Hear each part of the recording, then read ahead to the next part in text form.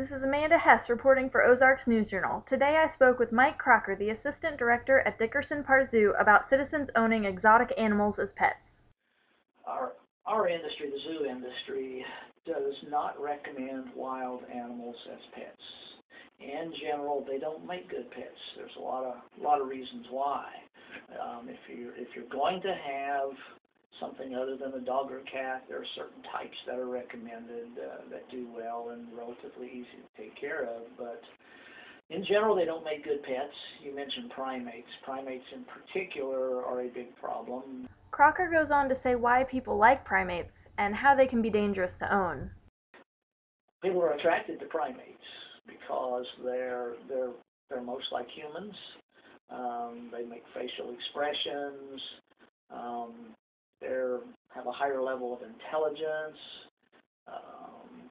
and we're naturally drawn to those kinds of things. But primates, a lot of them, a majority of them probably, are aggressive animals.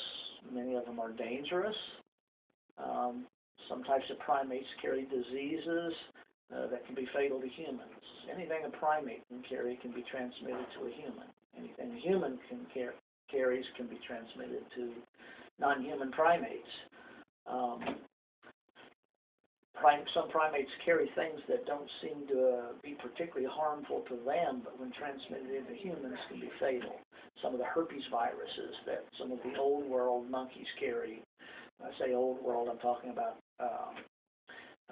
Africa and Asia. Some of the simian herpes viruses, when transmitted to humans, are often fatal. Some of the things that we as humans carry, some of the viruses like carry cold sores and some of those types of things, when transmitted into monkeys, can kill them. So there are disease and health issues. Centers for Disease Control and all that do not recommend primates as pets. A lot of local governments, sometimes, I suppose some states may have them. I'm not really familiar with the laws in every state, but are passing more and more restrictive laws on ownership of exotic animals of various types, particularly those that are dangerous.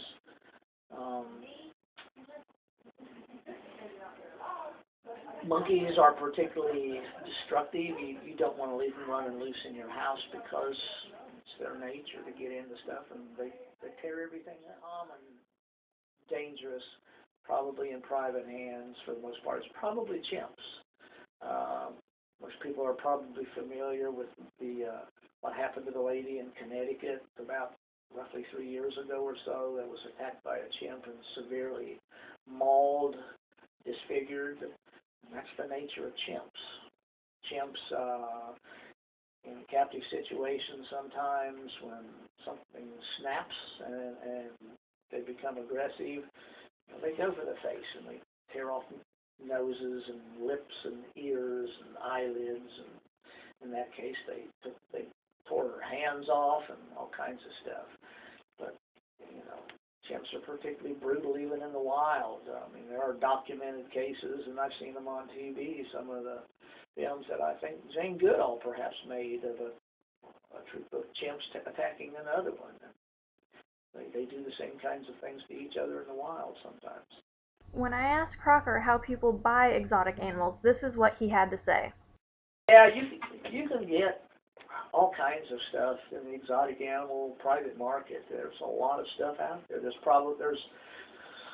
believed to be way more tigers in private ownership in the United States than in all of the zoos in the United States put together. And they're pretty easy to get.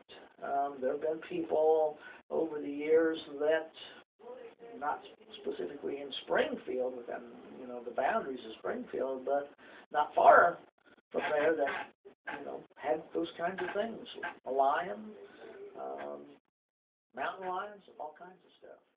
Crocker went on to talk about exotic animal auctions. In our industry,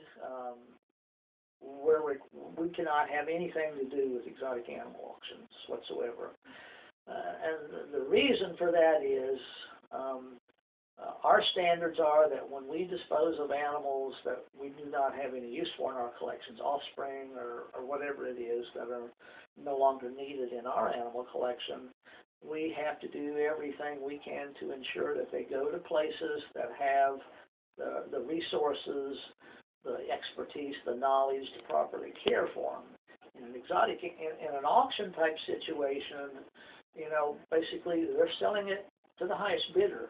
And it doesn't make any difference whether those people know anything about it or not. There was a case several years ago where somebody bought an elephant at an exotic animal auction, took it back home, which I believe was somewhere in Florida, and were killed by that elephant within a day or two after getting home with it.